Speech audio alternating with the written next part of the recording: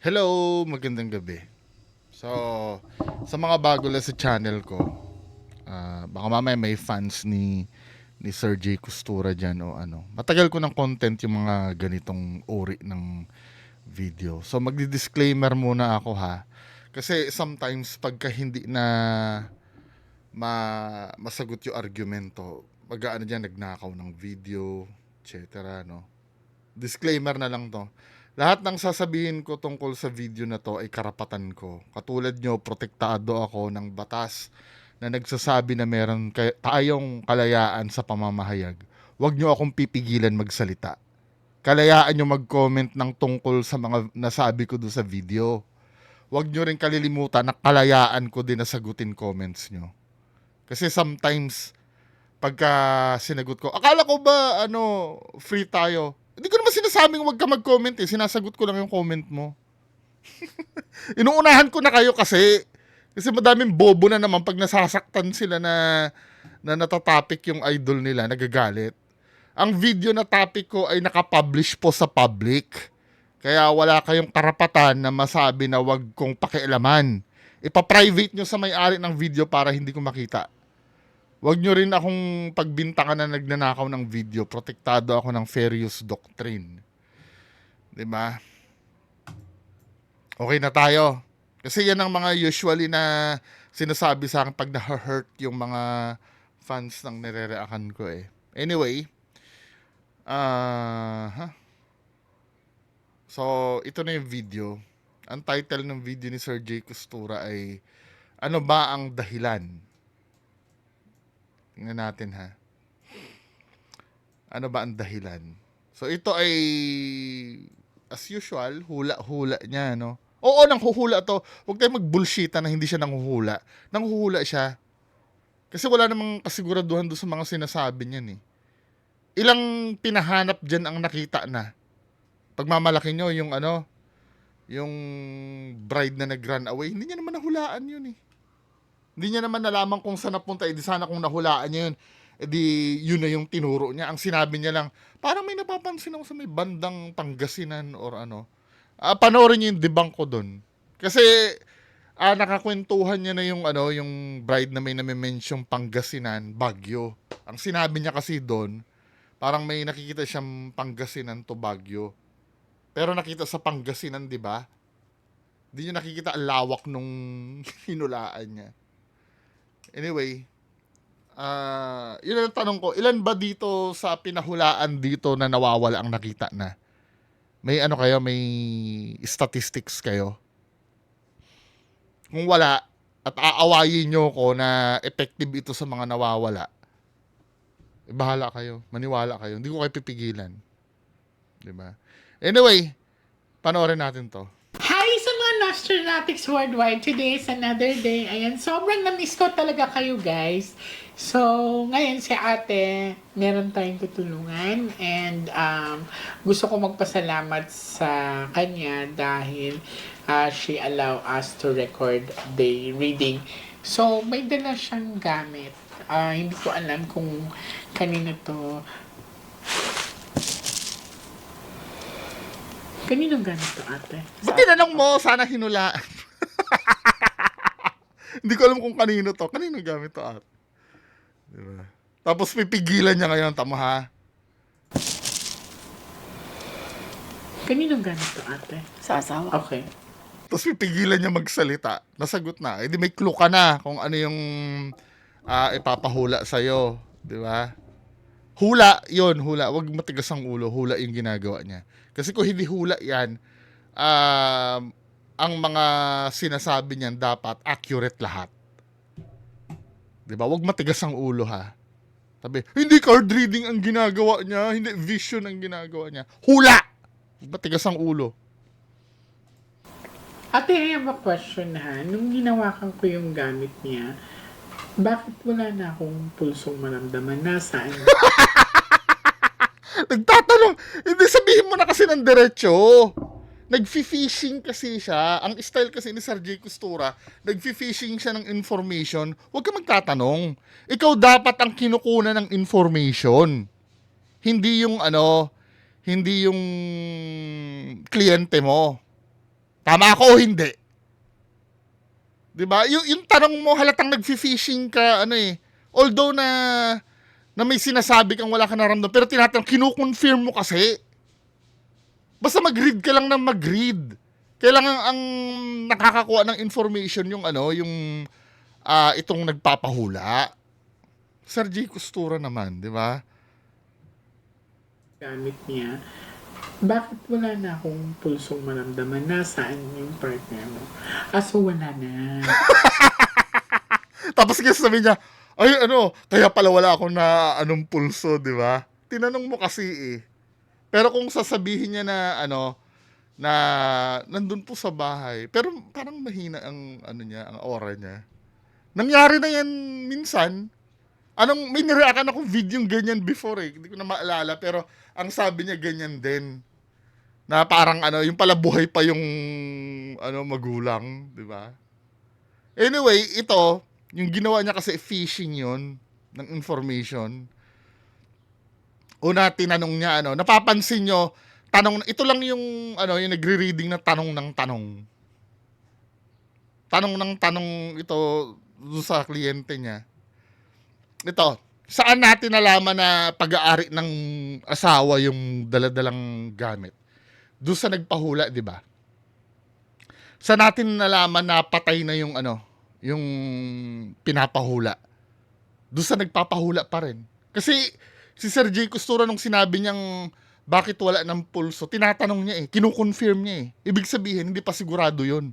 Na-confirm lang kay ate. So nalaman natin doon sa nagpapahula yung mga information. Hindi kay Sir J. Costura. Wala akong pulsong maramdaman. Kailan pa po? Di ba? Tanong na naman! Nagko-cold reading kasi siya.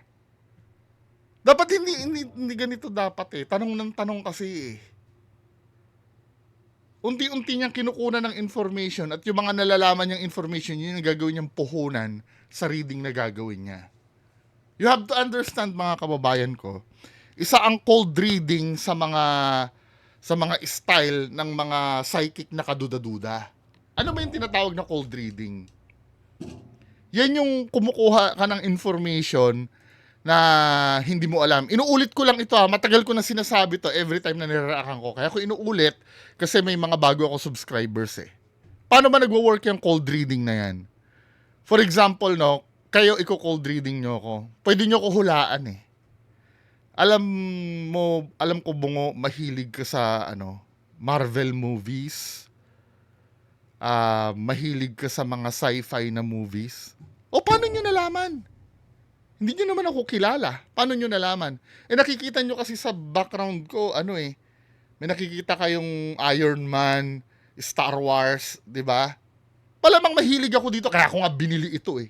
Bibili ba ako ng mga ganyan kung naiintindihan nyo na ibig sabihin ng cold reading? Di ba? Sasabihin nyo sa akin, isa kang collector. Yan din na sinabi ko kay kinold reading ko din kung mapapanood yung episode ng Cool Pals. Yung nag-guest kaming dalawa ni Sir Ed Kaluwag. Yan din na sinabi ko kay anong name nung kalbo doon? Kalimutan ko na. Si Sir James. Si James ba name? Sabi kong ganon, alam ko ikaw collector ka ng laruan. Sabi ni Sir James, parang nagtaka siya. Kasi binulgar ko. Ako kasi binilihan niya ng laruan before. Yung Tom and Jerry na action figure. Na cold reading ko siya. 'Di ba? Pero hindi siya aware nun. Kung hindi ko aaminin yun, magtataka siya na paano ko nalaman. Ganon kasi yun. Ganon yung process ng cold reading. Ngayon, namumuhunan na si Sir J. Costura ng information. Tanong na siya ng tanong. Akala nyo harmless yon? Harmless yung pagtatak, for example, ganito. Paano naman magagamit sa cold reading yung tinanong kung kailan napatay yung asawa? So wala na. Kaya wala. 'Di ba? So, ibig sabihin, ang pwede niyang ihula dyan, yung mga message na lang ng asawa mula sa kabilang buhay. 'Di ba? Hindi niya na i-assume na nabuhay pa yung asawa. Kasi pagka pumunta dyan, hindi niya alam yung status. Pwede kasing yung asawa ay nawawala lang. 'Di ba? Usually, yun ang kaso na kinukonsulta sa kanya, yung mga nawawala. 'Di ba? Hindi pa confirm kung patay o buhay. Pero kung i-confirm na ni ate na patay at matagal ng patay, 'di ba? May puhunan na siya. Alam niya na kung paano niya didiskartehan yung hula niya. Yun ang sana naiintindihan nyo, no? Baka may magalit kasi sa akin eh. Kaya ako kasi ginagawa to, alam niyo naman ang Pilipinas, maraming naglilitawan sa atin na na alam mo na, 'di ba? Sinasamantala yung emotion ng kababayan natin. Katulad nito, no? 'Di ba, men? Ano ba? Akong pulsong maramdaman. Kailan pa po? Noong February 12 lang po this year. Ay, bago lang. Yes, ma'am. Alam niya, may information na naman siya nasagap. 15 days, ma'am. Okay. So, ate, may papakita ko sa'yo, ha? Bago tayo mag-start, okay? I have 2 cards right here. Papakita ko sa'yo kasi wala akong control sa baraha. True. Pero ang magiging reading mo kasi dyan, magiging Barnum statement eh. Kapag sinabi mo kasing Barnum statement, applicable sa ating lahat yon. 'Di ba? For example, ganito, no? Nakikita ko sa barahan na to. Kahit wala kang idea, no? Nakita ko sa barahang to. Meron kang isang goal na gusto mong ma-achieve sa buhay. 'Di ba? Kahit ikaw, re-readingan kita ngayon, ikaw na nakikinig sa akin, nakikita ko, mahal na mahal mo ang nanay mo, meron kang gustong maabot na pangarap sa buhay mo. Tama ba ako? 'Di ba?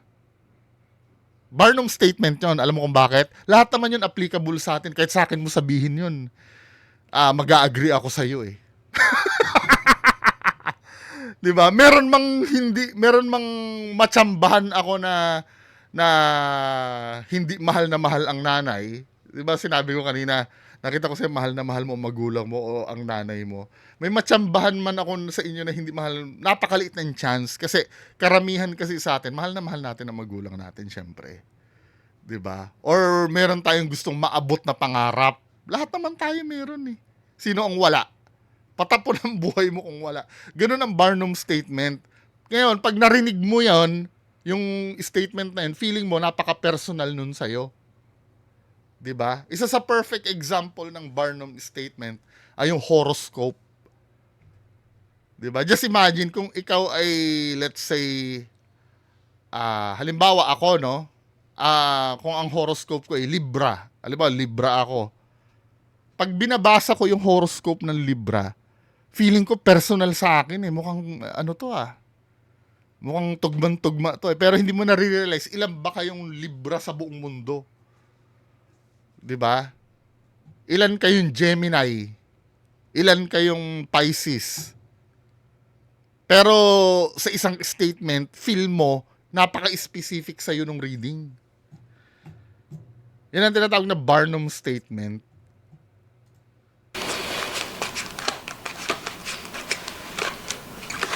So, pag ito lumabas, ibig sabihin there's something wrong sa pagkamatay niya or hindi normal yun. Lahat na masama ito yun. Ha? And this one, pag ito lumabas ate, ibig sabihin at peace na siya. Okay siya. Okay? Okay. Love. This is happiness, love. Heart yon.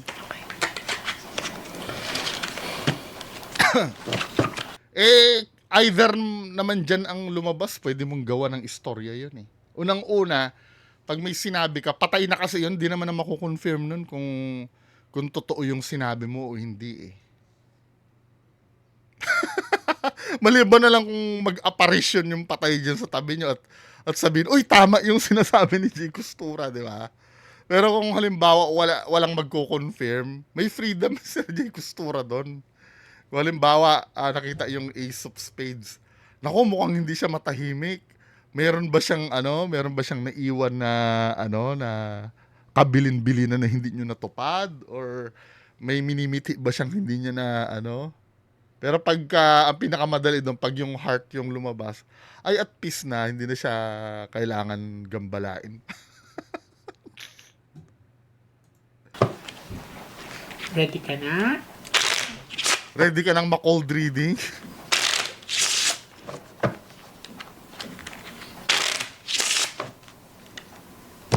Now, I want you to focus, ate. I want you to pick one card. Kasi sa totoo lang, ito, wait lang ha. Mamimiloso po lang ako ng konti. Granted kasi sinasabi niya psychic siya, no? Ito yung tanong ko kasi, kung psychic ka, hindi mo na need ng card. Di ba? Pwede mo direktang i-read yun sa using your psychic powers. Hindi ko nga alam ba't kailangan mo ng baraha eh. Tapos, kasi sometimes nagre-reading siya tapos biglang may reading siya na wala dun sa ano.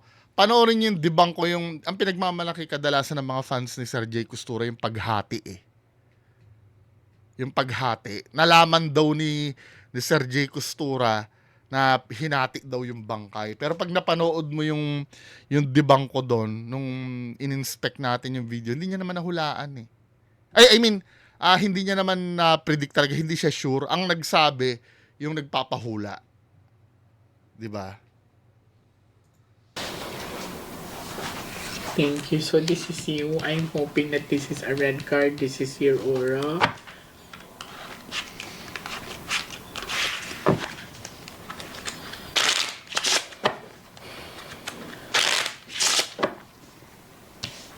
Ate, pag may king na lalabas dito from the first set of your cards to last 12, siya na yan. Okay? Cut the cards into 3.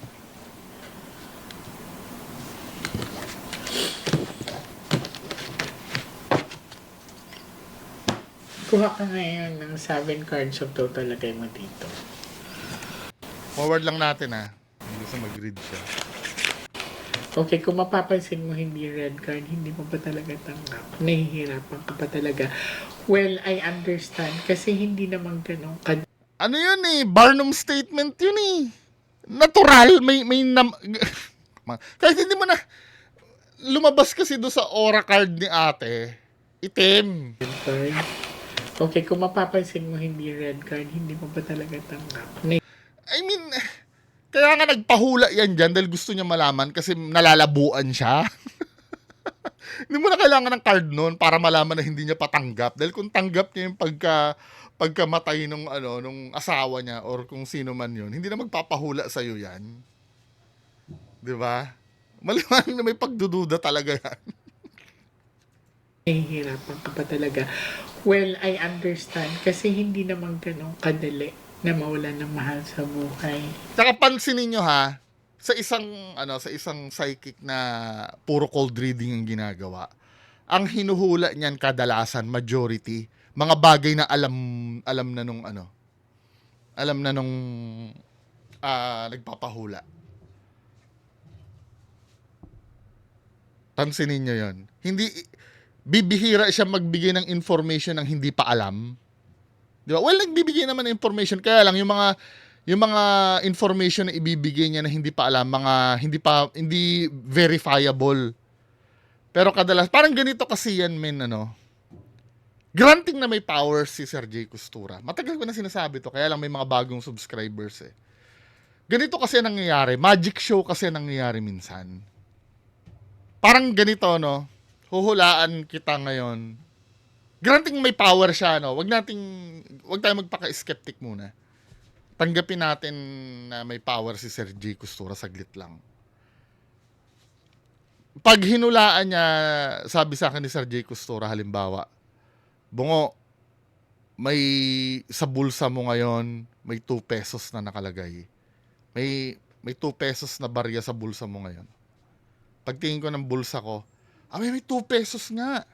Ang galing talaga ni Sir Jay Costura. Ngayon, yung pagkakaroon ng 2 pesos, alam ko din naman yun eh. Ang illusion lang doon na may power ka, nalaman mo na may 2 pesos ako na hindi ko naman pakikinabangan yung information na yon.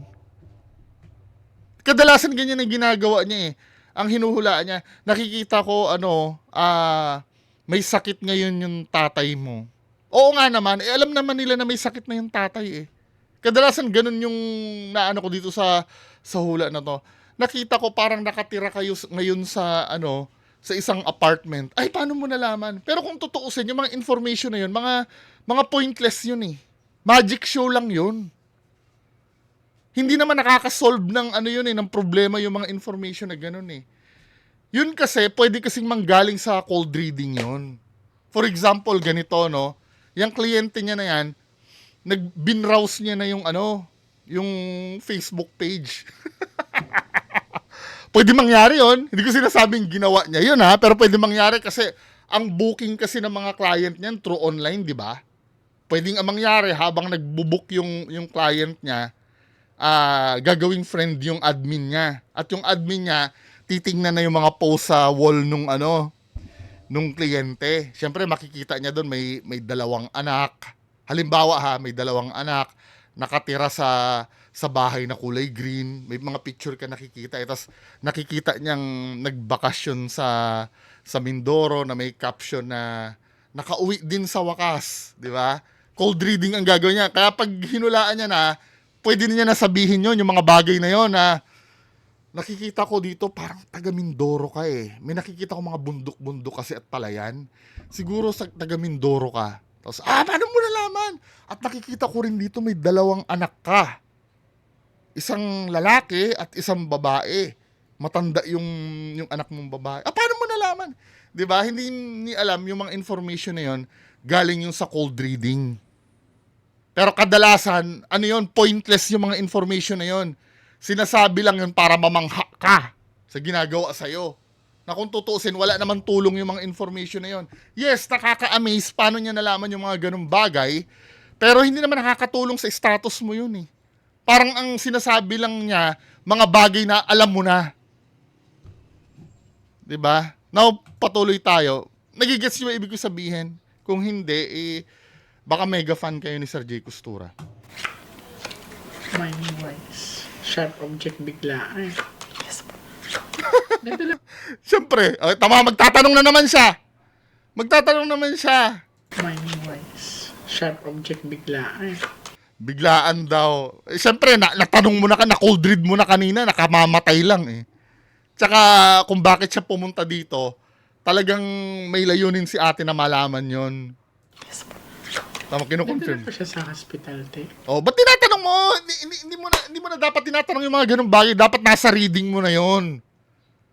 Di ba? Pag magre-read ka, ikaw dapat siyang kumukuha ng information sa hinuhulaan eh. Yes, ma'am. Mga ilang araw. Sige, talong! Talong ng talong! Interview yata to eh. 2 days, almost 3 days po. Kasi ICU. dito, sa pinapakita ng ba, di ba, sabi ko, pag may king na lalabas dyan, sino yan? Siya. So, lumabas wala ng ibang tao. So, I see hospital, bigla. Di mo na siyon, tinanong mo. Paano kung hindi sinabi na hindi na po nadala sa ospital, babaguhin mo na yung reading mo. Ito kasi ang problema. Kino-confirm niya muna para maging safe yung landing niya. Parang ganito, na-hospital ba to? Pag hindi hindi po. On the spot po namatay yan eh. Diretso na pong punerarya yan eh. Pag gano'n na sinabi, magbabago yung reading niya. Kaya pala nakita ko dito, Tapos nung kinonfirm na hospital, kaya nakita ko dito may hospitalization eh. O asan dyan yung baraha na nagre-representa sa hospitalization? Dapat ituro mo sa amin, hindi yung sasabihin mo lang dyan. Siya. So, lumabas wala ng ibang tao. So, I see hospital, biglaan. O asan dyan yung hospitalization? Asan dyan sa baraha na yan?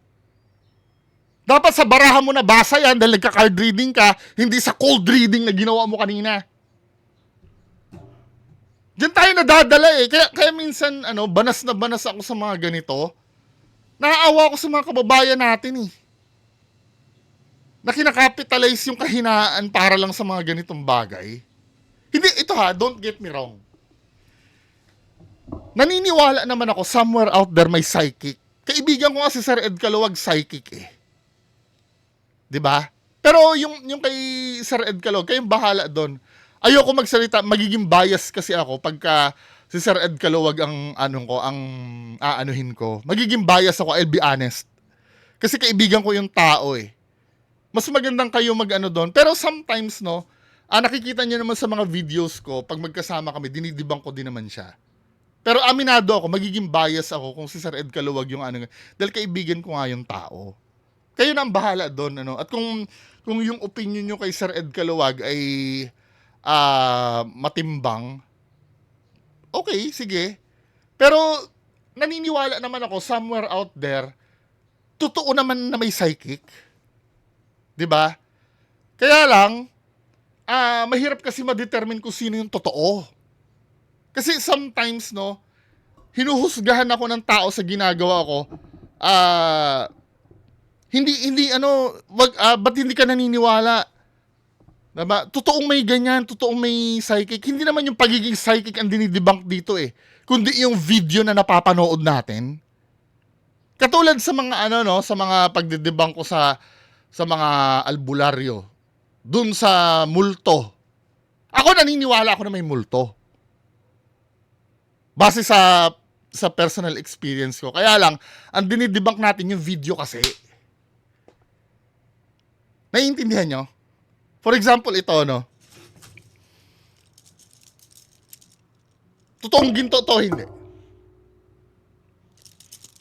Kapag sinabi nyo sa akin ngayon na hindi to totoong ginto, hindi naman nangangahulugan na sinasabi nyo, wala nang gintong nag-i-exist sa mundo. Ang sinasabi nyo lang na hindi totoo, itong hawak ko. Nagigets nyo na? Kasi kadalasan yan ang bintang sa akin eh. Pag may dinibunk ako na video na sinasabi, aswang daw, hindi naman aswang yan eh, pusa yan eh, na na-videohan. Ang sasabihin ng iba, hindi totoong may aswang talaga. Nag-alam-alaman ka na naman bungo, hindi mo alam, may experience kaming aswang. Wala akong pakialam sa experience mo! Ang pinag-uusapan natin dito, yung nasa video. Kung totoo ba yung nasa video o hindi. Yung sana intindihin nyo. Sorry ha, kung medyo ay nako. After ko kay FLM, sa 3 taon ako nagde-debunk ng mga ganito. Paulit-ulit yan. Na binibintang sa akin na hindi ako naniniwala sa ganitong bagay. Malay mo, meron yan. Somewhere out there. Di ba? Hindi pa naman natin alam kung ano ang meron sa mundong ito eh.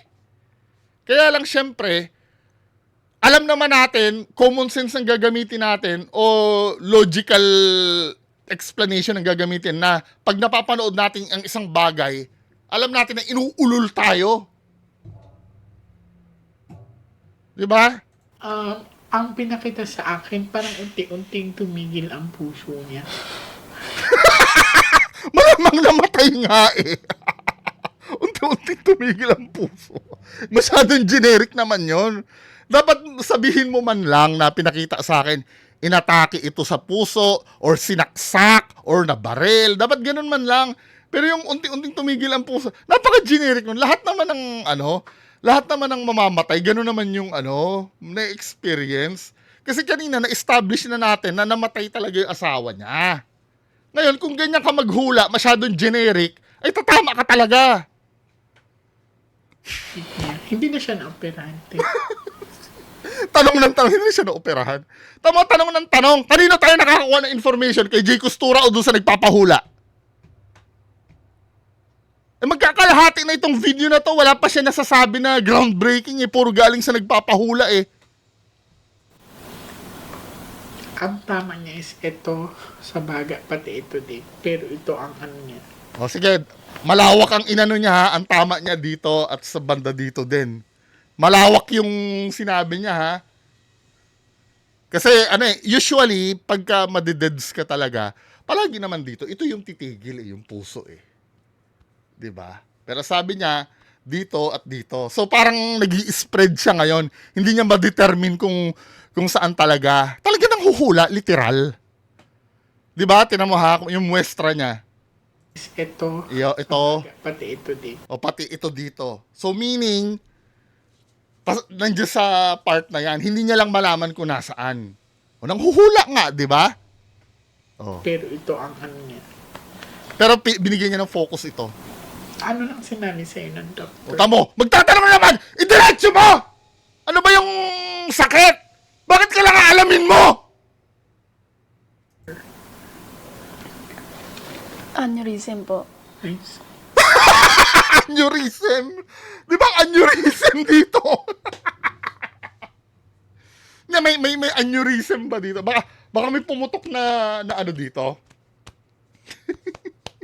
Hindi, wag naman nating ano yun agad. Baka naman dito, 'di ba? May pumutok na ugat. May pumutok na ugat. Aneurysm, alam ko sa kadalasan yun sa ulo eh. 'Di ba may aneurysm naman dito, 'di ba? Aneurysm due to hypertension, stress.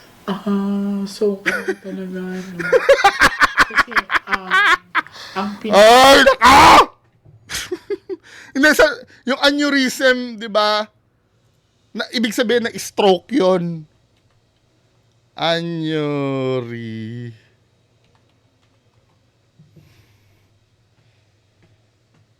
Sa brain eh. Commonly, sa brain. Pwede naman sa aorta or sa brain. Pero kadalasan, sa brain. Tingnan natin kung saan. Di ba? Paano yung, sige, granting na, may kinalaman dito, no? Granting naman na ang aneurysm, pero hindi eh.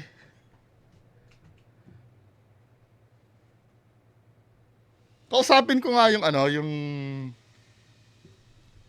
ko na doktor ngayon.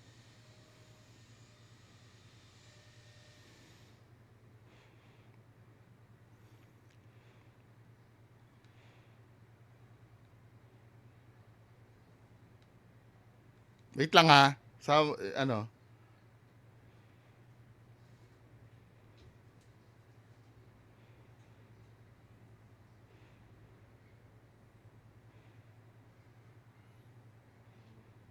aneurysm.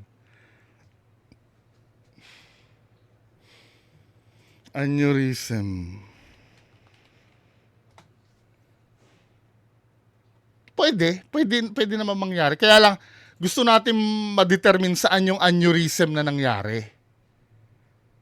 Diba? Panoorin natin. akin is parang may ugat na pumutok. Sabi mo dito eh. Pinokus mo dito eh. Tapos dito eh. Hindi, actually, sa totoo lang, ito yung sinasabi ko sa inyong walang bearing. Granting, no? Granting not accepting na natukoy niya na may pumutok na ugat. 'Di ba? Alam na ng yun eh. Alam na ng kamag-anak yun eh. Hindi na unique yun sa kamag-anak yung information na yun. Nasabi na ng doktor yun. Feeling ko ang aneurysm nito yung stroke. Medyo sumablay ka dun, men. Kasi pwede naman kung dito nga naman, pwede sabihin heart attack, Kasi granting na dito nga pumutok, paano yung sinasabi mong banda rito sa baba?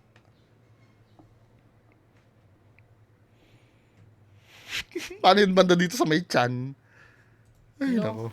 Sa bara. Tapos ang heart din niya, parang unti-unting tumingin. So, inisip din niya yung pera. Ayaw din niya magpagastos. Okay? Pero sa pinapakita sa akin, ay parang may ugat din. Hindi! Ba't binago mo? Ang pinapakita sa'yo ng baraha dito at dito sa baba. Tapos ngayon parang may ugat na pumutok kasi yun yung definition ng aneurysm eh. Nalaman mo na kasing aneurysm kasi kiniklaim mo na ngayon na nakita mo sa baraha. Sir J. Costura naman? Ba't ginaganyan mo yung mga kababayan natin? Ang heart niya. Sharp object. Nagulat lang ako kasi No, ano yung sharp object na yan?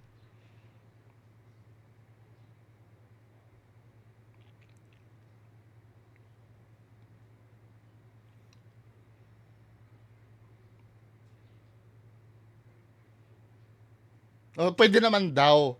Usually may autoimmune or connective tissue disorder. Pero maliwanag kasi dito, stroke eh. 'Di ba? Kadalasan brain ang aneurysm, 'di ba? Nagmuestra kasi siya na bandang puso at tiyan. Mamaya watch ka.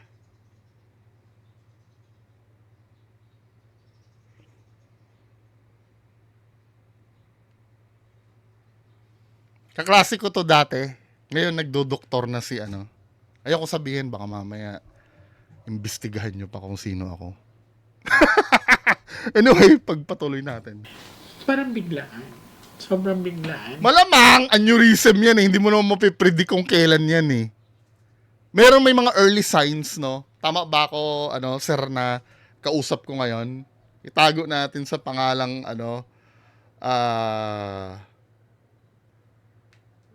Dr. D. Tama ba? May mga senyales, pero usually biglaan kasi yan, yung aneurysm. Wala ito eh, cold reading lang talaga itong ginagawa nito eh. So, titingnan natin kung ito ay natural o hindi. Pag lumabas ang banda ko, hindi yun. Okay.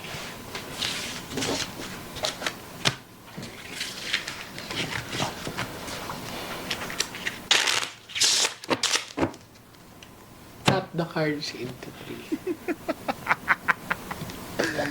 Ay, naku. Ano yung sinabi niya? Wait lang ha. Pag lumabas ang banda ko, hindi yun. Okay. Ano na naman ang sasabihin mo? Eh, parang biglaan. Sobrang biglaan. So, titingnan natin kung ito ay natural o hindi. Pag lumabas ang banda ko, hindi yun. Paano hindi magiging natural ang aneurysm?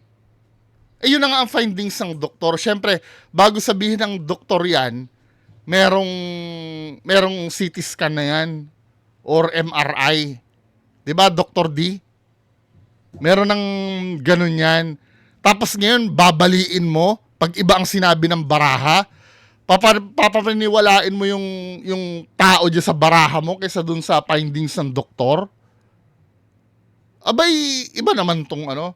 Or ang ibig niya siguro sabihin, yung aneurysm ay produkto ng pangkukulam. Yun ba yun? Kasi yun ang magiging palusot talaga dun eh.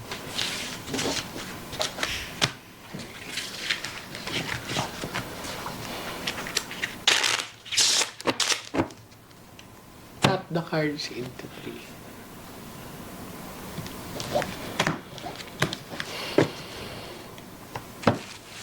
Kuha ka ng 9 cards, so total lagay mo dito.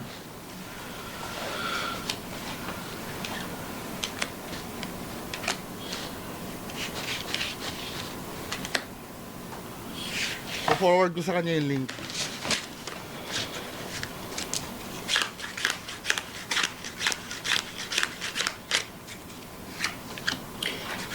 Hindi niya tanggap. Okay. So, maaring hiniling to sa partner mo. Pababalikin kita ngayong Friday. Babalik ng Friday. Hindi tanggap. Babalik ka ngayong Friday, magre-research pa ako. Para makausap mo siya. Okay po. Okay. Kailangan ang tatawid ay handa. Ano yung bagong bayad na naman yon? Pagka, bumalik. Okay? Kailangan buo ang loob kasi pag once na binuksan ko na yun, hindi na masasara or hindi na magiging normal ang buhay.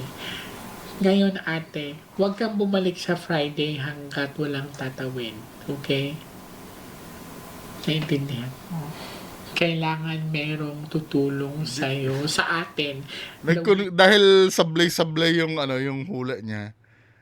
Sinabi niya na lang na parang hindi no. Kaya kailangan may tatawid, di ba?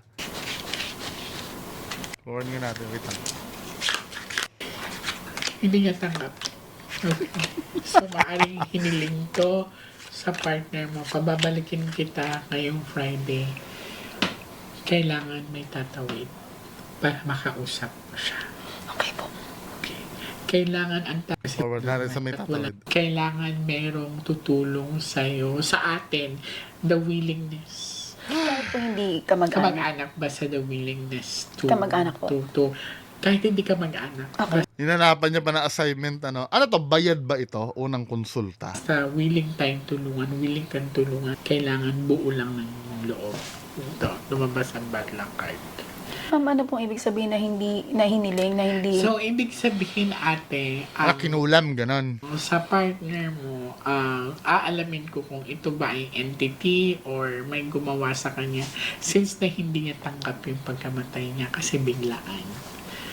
Ito yung sinasabi ko kanina na pwede niya nang pangunahan yun kasi hindi naman na nila makukonfirm yun eh. Kapag sinabi niyang hindi tanggap nung namatay, kalayaan niya na yon. Hindi na kasi nila makukonfirm yun eh.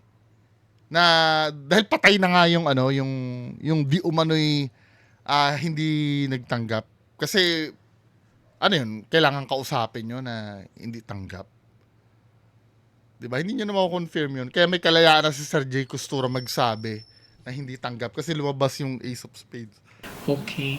So, parang nagdududa ka rin sa pagkamatay. Mhm. Okay. Anong gamot ang in-inject?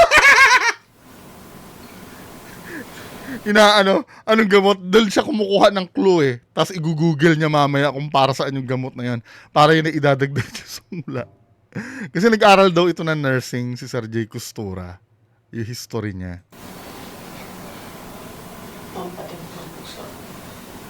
Epinephrine siguro yon, 'di ba, Dr. D?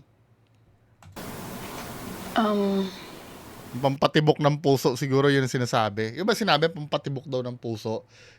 Ginagawa yung pag i-revive, 'di ba? Yung epinephrine.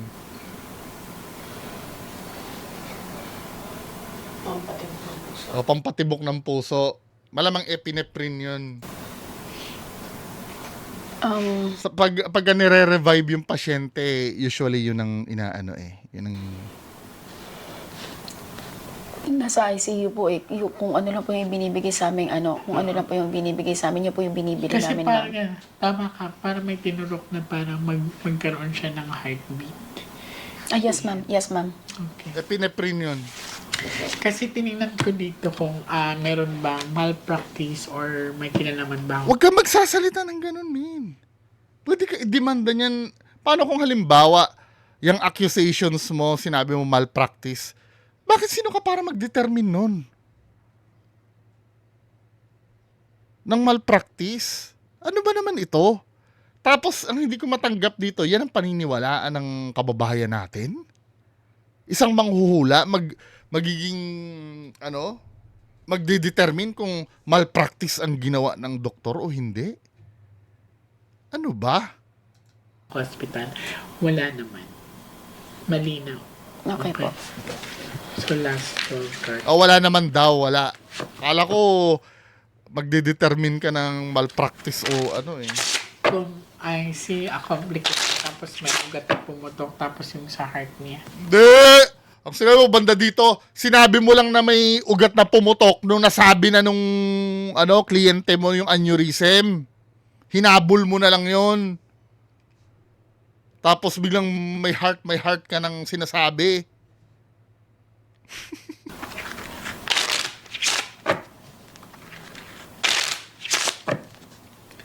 Cut the cards sa Friday. Pag may tatawid, pag wala, Basta Friday po ma'am. kung kaya ngayong Friday, please do. Pag hindi, pwede naman next week. Yes ma'am. Kuha ka ng last 12 cards of total.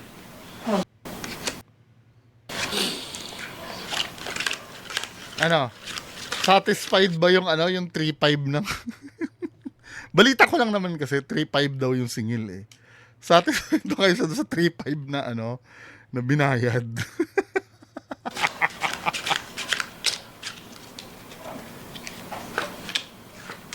Kasi last noon, nung pagkakaalam ko 1-5, then parang may nag-update yata sa akin, 3-5 na daw ang singilan. Biglaan talaga. Lumaban din pala siya.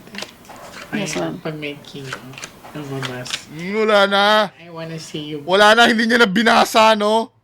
Hindi niya na binasa yung ang daming barahang nandyan, no?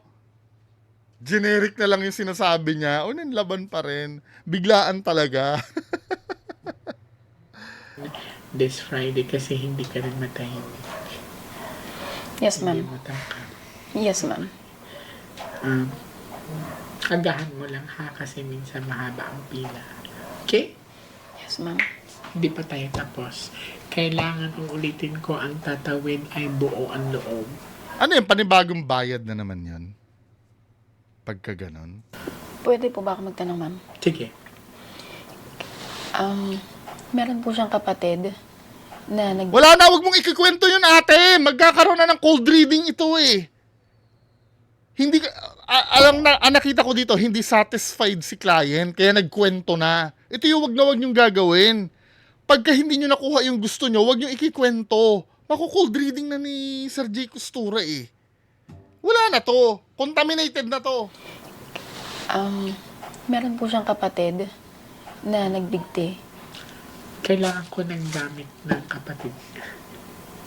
Bakit? Kasi ang mga personal belongings ng yumao, meron silang imprinted memories at saka energy. Okay. If impossible po sa gamit, ano po yung dapat? Gamit talaga, te. Okay po. Kasi Ito nga ang pinadala mo, parang hindi mo naman ginamit eh.